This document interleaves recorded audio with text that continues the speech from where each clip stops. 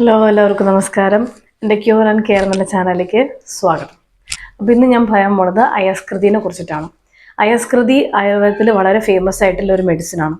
ഏത് കാറ്റലോഗ് എടുത്താലും അല്ലെങ്കിൽ നോട്ടീസ് ടെംപ്ലേറ്റോ എന്തെങ്കിലും കിട്ടിയാലും അതിൻ്റെ ആദ്യത്തെ 5 എണ്ണത്തിൽ അയസ്കൃതി എന്തെങ്കിലും വരും. പക്ഷെ നമ്മൾ പലപ്പോഴും ചില ആൾക്കാർക്ക് അറിയില്ല അയസ്കൃതി എന്തിനുള്ളതാണ്. അയസ്കൃതി ബേസിക്കലി വെയിറ്റ് കുറയ്ക്കാനുള്ള ഒരു മെഡിസിനാണ്. വെയിറ്റ് കുറയ്ക്കുക എന്നുള്ളത് മാത്രമല്ല, ഇപ്പോൾ അത് മേടിച്ചു, അത് കുപ്പി കൊണ്ട് മേടിച്ചിട്ട് വേഗം വെയിറ്റ് കുറയ്ക്കരുത്, അങ്ങനെയല്ല ഉദ്ദേശിച്ചത്. It helps to reduce the fat. നമ്മുടെ ബോഡിയിലുള്ള ഫാറ്റിനെ റെഡ്യൂസ് ചെയ്യിപ്പിക്കും. വെയിറ്റ് ലോസിന് വളരെ നല്ലതാണ്. അതേപോലെ ഡിസയർ ടു ഈറ്റ്, കഴിക്കാൻ ആഗ്രഹം നമുക്ക് തോന്നും അത് കുടിച്ചു കഴിഞ്ഞാൽ. ഓക്കെ, പിന്നെന്താ വെച്ചാൽ ദഹനം റിലേറ്റഡ് ആയിട്ടുള്ള എല്ലാ അസുഖത്തിനും അതിനെ ഒന്ന് ഹെൽപ്പ് ചെയ്യും. അതേപോലെ തന്നെ സ്കിൻ ഡിസീസ്, സ്കിന്ന് റിലേറ്റഡ് ആയിട്ടുള്ള എല്ലാ പ്രശ്നത്തിനും ഇത് നല്ലതാണ്. വെള്ളപ്പാട് ചിലവർക്ക് ഉണ്ടാവും, അതിന് നല്ലതാണ്. അതേമാതിരി മൂത്ര സംബന്ധമായിട്ടുള്ള വേദന, അല്ലെങ്കിൽ ചിലർക്കവിടെ പഴുപ്പുണ്ടാവും, അങ്ങനെ കുറച്ച് ഇഷ്യൂസിനും ഇത് നല്ലതാണ്. ബേസിക്കലി വാതകഫമായിട്ടുള്ള എല്ലാ പ്രശ്നത്തിനും നല്ലതാണ്. അപ്പോൾ ഞാൻ നേരത്തെ എപ്പോഴും വീഡിയോസിൽ പറയാറുണ്ട്, ദോഷം വെച്ചിട്ടാണ് നമ്മൾ എപ്പോഴും ട്രീറ്റ് ചെയ്യുന്നത്, ദോഷം വെച്ചിട്ടാണ് നമ്മൾ ഒരാൾക്ക് മരുന്ന് കൊടുക്കുന്നത്. അപ്പോൾ വെയിറ്റ് ലോസ് എന്ന് കേൾക്കുമ്പോഴേക്കും വേഗം അയസ്കൃതി മേടിച്ചിട്ട് ബാഗിൽ വെക്കരുത്, അങ്ങനെയല്ല. ഫാറ്റിനെ റെഡ്യൂസ് ചെയ്യിപ്പിക്കും എന്ന് മാത്രം.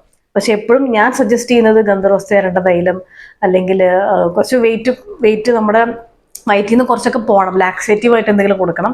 അതിൻ്റെ കൂടെ അവർക്ക് കൂടുതൽ വിശപ്പ് ഉണ്ടാക്കാനുള്ള മെഡിസിൻസ് നമ്മൾ കൂടുതൽ കൊടുക്കരുത്. കാരണം കൂടുതൽ വിശപ്പ് ഉണ്ടാക്കിയാൽ ഡെഫിനറ്റ്ലി അവർക്ക് ഈ പറഞ്ഞ ഒരു അയസ്കൃതി വിശപ്പ് ഉണ്ടാക്കും. പക്ഷെ അതിൻ്റെ അർത്ഥം എന്ന് വെച്ചാൽ കൂടുതൽ ഭക്ഷണം കഴിക്കണം, പക്ഷെ കഴിക്കാൻ പാടില്ല, അങ്ങനെയല്ല.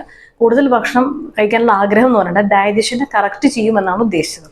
ബാക്കിയൊക്കെ നിങ്ങളുടെ കയ്യിലാണ്. അപ്പോൾ അയസ്കൃതിയിൽ 2 ഗണങ്ങളുള്ള മരുന്നുകളാണ് ഉൾപ്പെടുന്നത്. ഒന്ന് അസനാദി ഗണം, ഒന്ന് വത്സകാദി ഗണം. അസനാദി ഗണം എന്ന് പറഞ്ഞാൽ ബേസിക്കലി ഈ ഞാൻ പറഞ്ഞല്ലോ, സ്കിൻ ഡിസീസിനെ പ്രശ്നം ഇതാക്കുക, അതേമാതിരി തന്നെ യൂറിൻ സംബന്ധമായിട്ടുള്ള അസുഖത്തിന്. അപ്പോൾ ഇതൊരു ഗണം എന്ന് വെച്ചാൽ ഒരു ഗ്രൂപ്പ് ഓഫ് മെഡിസിൻസ് ആണ്. ഓക്കെ, കുടജമുണ്ട്, മരീചമുണ്ട്, അങ്ങനെ കുറേ മരുന്നുകളുണ്ട്. അസനാദി ഗണം കുറേ ഗ്രൂപ്പ് ഓഫ് മെഡിസിൻസ് ആണ്. വത്സകാദി ഗണം എന്ന് പറഞ്ഞാൽ ഒരുവിധം ഇതേപോലെ തന്നെ കുറേ മെഡിസിൻസ് ഉണ്ട്. പെയിൻ കുറയ്ക്കാനുള്ള മെഡിസിൻസ് ആണ് ഇതിൽ മെയിനായിട്ട് ഉള്ളത്. ഓക്കെ, അപ്പോൾ ഈ 2 ഗണങ്ങളുള്ള മെഡിസിൻസ് കൂടി മിക്സ് ചെയ്തിട്ടാണ് അയസ്കൃതി എന്നുള്ള മരുന്ന് ഉണ്ടാക്കുന്നത്.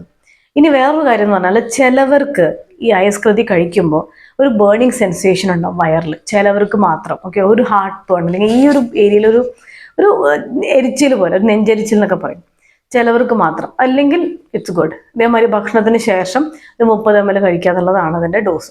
പക്ഷെ എന്തുണ്ടെങ്കിലും ഞാൻ എപ്പോഴും പറയാറുണ്ട്, ഡോക്ടറെ അടുത്ത് പോകണം, കൺസൾട്ട് ചെയ്തതിന് ശേഷം മാത്രമേ മെഡിസിൻ കഴിക്കാൻ പാടുള്ളൂ. ഇനി വേറൊരു കാര്യം എന്ന് പറഞ്ഞാൽ അരിഷ്ടം എല്ലാവർക്കും ഭയങ്കര ഇഷ്ടമാണ് അല്ലേ.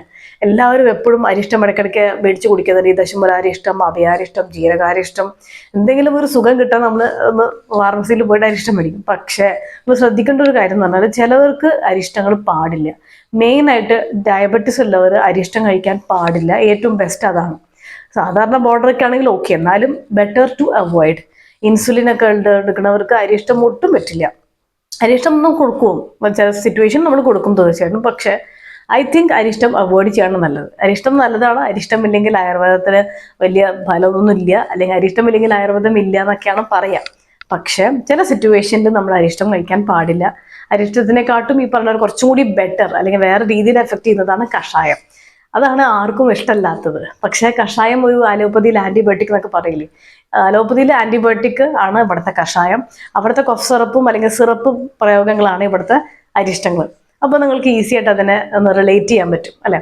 അപ്പോൾ അരിഷ്ടം ഡയബറ്റീസ് ഉള്ളവർക്ക് ഒരിക്കലും കഴിക്കാൻ പാടില്ല. അതേമാതിരി ചിലവർക്ക് അരിഷ്ടം കഴിച്ചാൽ അസിഡിറ്റി ഇഷ്യൂസ് ഉണ്ടാവും, ഈ പറഞ്ഞ ഒരു നെഞ്ചരിച്ചിലുണ്ടാവും. ഇതൊക്കെ നമ്മൾ ശ്രദ്ധിച്ചിട്ട് വേണം ഒരു ഡോക്ടറോട് നമ്മൾ ചോദിക്കാനോ. നമുക്ക് എന്തെങ്കിലും സംശയം ഉണ്ടെങ്കിൽ ആ ഡോക്ടറോട് തന്നെ ചോദിക്കാം, എനിക്ക് നെഞ്ചരിച്ചിൽ വരുമോ, അല്ലെങ്കിൽ എന്തെങ്കിലും സൈഡ് എഫക്റ്റ് ഉണ്ടോ എന്നൊക്കെ. പക്ഷെ ചിലവർക്ക് അത് കഴിച്ചതിന് ശേഷം മാത്രമേ നമുക്ക് പറയാൻ പറ്റുള്ളൂ ഇങ്ങനെ ഒരു പ്രശ്നം ഉണ്ടെന്നുള്ളത്. സോ നിങ്ങൾ ആർക്കെങ്കിലും എന്തെങ്കിലും ഡൗട്ട് ഉണ്ടെങ്കിൽ കമൻറ്റ് ബോക്സിൽ ചോദിക്കാം. ആൻഡ് ഞാൻ വീണ്ടും പറയുന്നു, വെയിറ്റ് ലോസ് ആണെന്ന് കരുതിയിട്ട് അയസ്കൃതി മേടിച്ച് കഴിക്കരുത്. Okay, right.